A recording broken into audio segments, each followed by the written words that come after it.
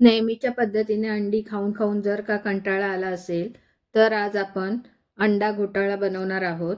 तर बघा किती गरमागरम असा हा अंडा घोटाळा मी बनवून तयार केला आहे आणि खायला सुद्धा एकदम सुंदर लागतो। तर त्यासाठी मी आता हे साहित्य घेते। बघा 2 मध्यम आकाराचे कांदे घेतले आहेत आणि एक मोठ्या आकाराचा टोमॅटो, एक हिरवी मिरची, हे बारीक आपल्याला चिरून घ्यायचं आहे एकदम। कांदा आणि टोमॅटो एकदम बारीक चिरायचा आहे म्हणजे ती ग्रेव्ही करताना त्यामध्ये कुठे जास्त आपल्याला जाड असा लागणार नाही। आणि ही 4 बॉईल केलेली अंडी आहेत। ही अंडी बारीक किसून घ्यायची आहेत, थोड्या हलक्या हातानेच किसायची। जर का आपण जोर काढून ही किसली तर मग त्याचे तुकडे तुकडे पडतात, म्हणून सावकाश सावकाश हलक्या हाताने ही आपल्याला किसून घ्यायची आहेत। बघा ही 4 पण मी अंडी किसून घेतली। आता हे मी एका साईडला ठेवते आणि बाकीची तयारी करून घेते। हे सर्व अंडे किसून झालेले आहेत बघा। आता गॅसवरती मी पॅन गरम करत ठेवते। पॅन चांगला गरम झाला की त्यामध्ये मी 1 चमचा भरून तेल घालून घेतलं आणि थोडंसं बटर घालायचं आहे। हा अर्धा चमचा भरून मी बटर घालून घेतलं। दोन्ही सुद्धा मेल्ट चांगलं झालं, तेल गरम झालं आणि बटर सुद्धा मेल्ट होऊन गेलं त्यामध्ये। आता हे चांगलं तापल्यानंतर जो का चिरलेला कांदा होता तो मी त्यामध्ये घालून घेतला।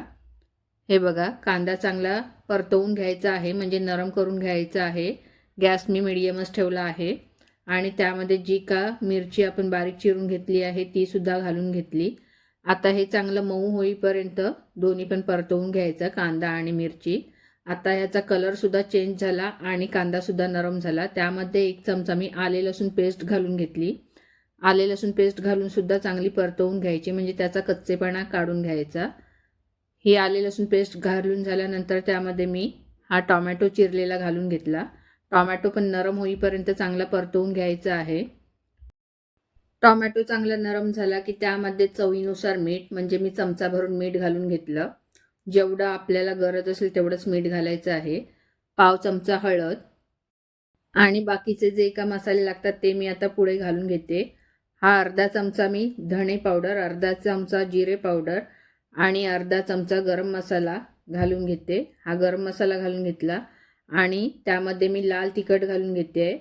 हे घरगुती लाल तिखट आहे, हे मी 1 चमचा भरून घेतला। त्यामध्ये मी हिरवी मिरची सुद्धा घातली म्हणून मी 1 चमचाच लाल तिखट घालून घेतलं आणि हा अर्धा चमचा भरून मी पावभाजी मसाला घालून घेतला। आता हे सर्व मसाले परतवून घ्यायचे छान त्या कांद्यामध्ये म्हणजे त्याचा कच्चेपणा जाईपर्यंत चांगलं परतवून घ्यायचं। मसाल्यांचा चांगला सुवास सुटेपर्यंत आपल्याला हे परतवून घ्यायचे आहेत। बघा मसाले चांगले परतवून घेतले की ग्रेव्हीला चांगलं असं तेल सुटतं बघा। आता ही चांगली आपली ग्रेव्ही परतवून झालेली आहे। आता ही परतवून झाल्यानंतर मसाल्यांचा चांगला कच्चेपणा गेलेला आहे आणि त्यामध्ये मी हा 1 कप भरून पाणी घालून घेते। पाणी घातल्यानंतर चांगली ग्रेव्ही आपल्याला परतवून घ्यायची आहे।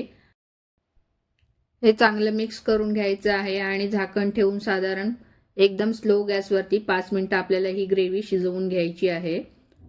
हे बघा मी असं हे झाकण ठेवलं आणि 5 मिनिटानंतर हे झाकण काढलं, एकदम स्लो गॅस ठेवला होता। आता ही ग्रेव्ही चांगली आपली शिजली आहे।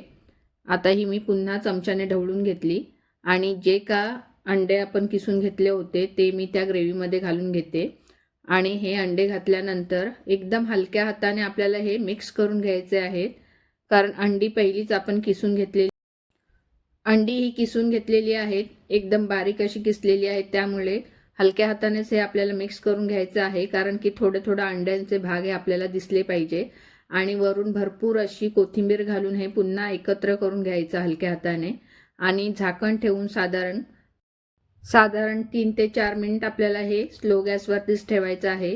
3 ते 4 मिनिटानंतर हे झाकण काढून मी पुन्हा एकत्र केलं।